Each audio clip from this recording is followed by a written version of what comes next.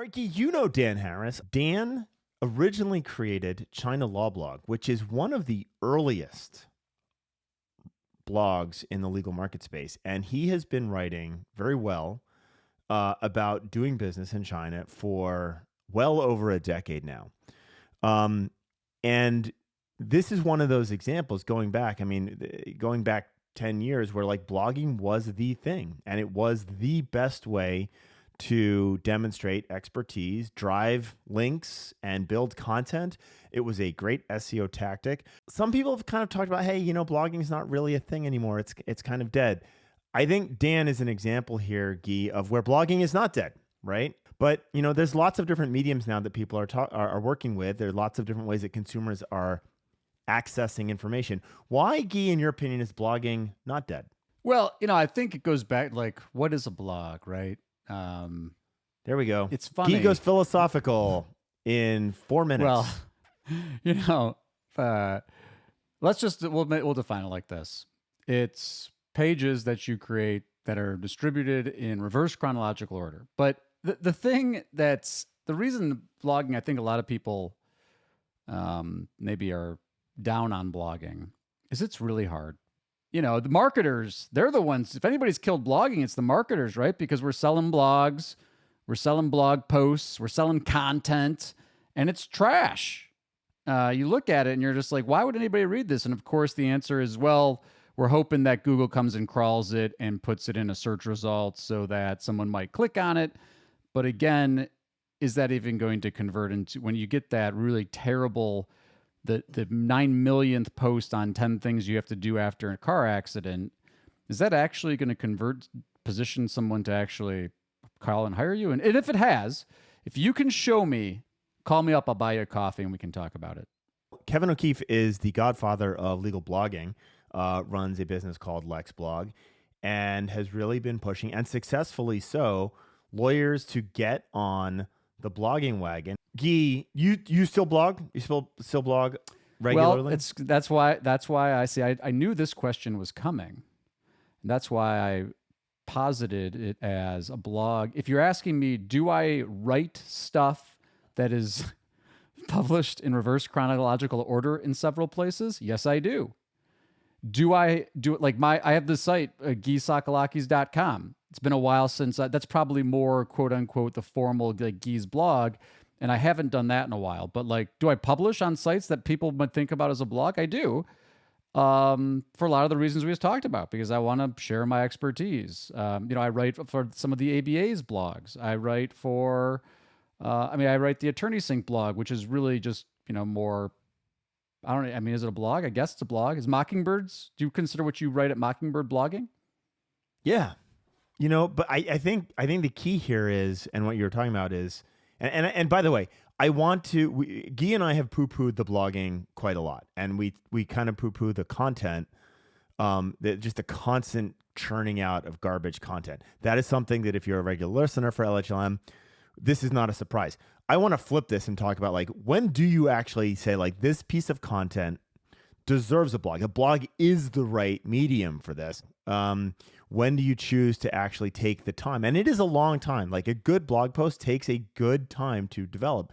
The last post that I wrote, and I can go into this, was dealing with the Engage chat scandal, right? It takes a blog to explain that, and it takes a blog to get into the details of that and share some of the emails that went back and forth. It's not something I can do in a little quick video post.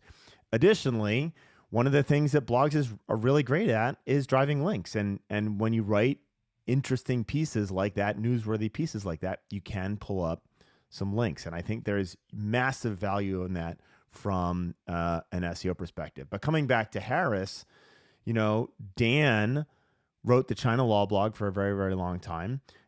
He then started the Canna Law blog, which was on a separate domain. He had his own Harris Bricken website. And so he had these 3 different platforms. This is one of the things that I think should be done differently in many cases. And that is the consolidation of all of those blog posts and all the links going to those blog posts onto a single domain. Gyi, can you explain to our readers why we would promote blog consolidation instead of having lots and lots of different domains for different blogs. Boom. I Boom. just shared my screen. Wow. Well, For you know, those we've of you talked. listening, There, we're looking at the why. But let's talk through it. We're looking at AY. Sure. You know, this has been a discussion for a long time, and I know there's, you know, in fact, we're just talking to Darren Shaw about this when we were talking about local search ranking factors, about microsite strategy might be back because of the impact it might have on local pack ranking. This is kind of the inverse of that. So lawyers that have gone out and have all these sites that are on different topics, or maybe they're loosely related, but they're on different domains. You know, the question is should those, are they better off from an SEO standpoint on a single domain? And I think most SEOs would say yes, right? You know, I think there's some branding questions, but in terms of consolidating link equity, right? So we meta links, we talk about links all the time. Links matter. Consolidating to a domain, Google's looking at this single site with all of this authority versus your authority being split between all these different domains. And so what we're looking at is a tool called Ahrefs. We'll put it in the show notes, but it's just showing harrisbricken.com backlink profile over time. And it's really obvious where this consolidation happened. And when Conrad, this consolidation happened a couple times, a couple consolidations. Yeah, you can see it twice on the graph here. And if you want to, we'll make sure that you can see the video on YouTube. But you can see there's this massive jump in referring domains. And the reason for that is, the interesting thing with this site is, we've talked about this a lot, Gyi. It's really hard to get links to a law firm website. Blogs are a great way. Blog content and the way blogs are written, and this has gotten harder as marketing people have polluted blogs with their drivel. But blogs are a great way to write content and get links that are to write content that is link worthy. And so what you'll see is that the Harris Bricken site itself, which is a law firm site, struggles. A blog, especially a really old one like China Law Blog, has all of this legacy power, right? And so, I want to really, we've been critical of content. We've talked a lot about content. I believe we covered the useless content algorithm, the useless content ratio. We've talked about Google penalizing bad content. Great blog content, still effective, right? I do think you have to make sure that it is the right medium for the message and the audience that you're trying to reach. But great blog content is still very much a thing. You had a conversation recently with Ben Glass about this. What can you give us the quick overview? Yeah, well, Ben, is the same kind of question. Like, what do I think? Is blogging still a thing? And to me, it keeps. And you just mentioned it. It comes back to the audience and that kind of thing. But at the end of the day,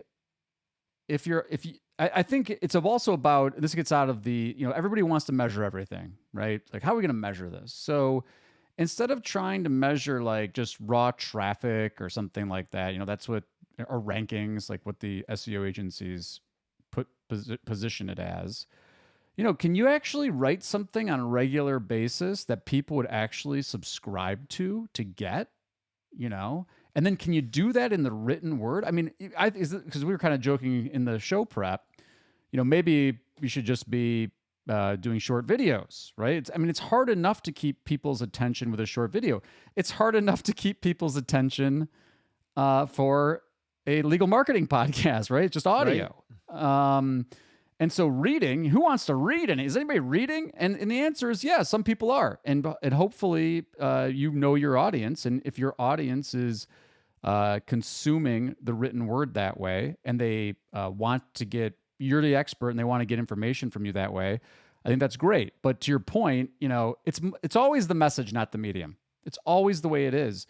And so like, because you asked me earlier, how do I decide whether something's like a blog post or not? And it's funny, that's even changed for me over time, because I used to be very much like, when I was in the habit of like just regularly daily or semi-daily posting, it was kind of just more of like a journal, like what was on my mind, what was I thinking about in terms of internet marketing that day or SEO that day, and that's really Right. changed. I think more that is more now. I disseminate that information more through a short video. I obviously bring it to Lunch Hour Legal Marketing.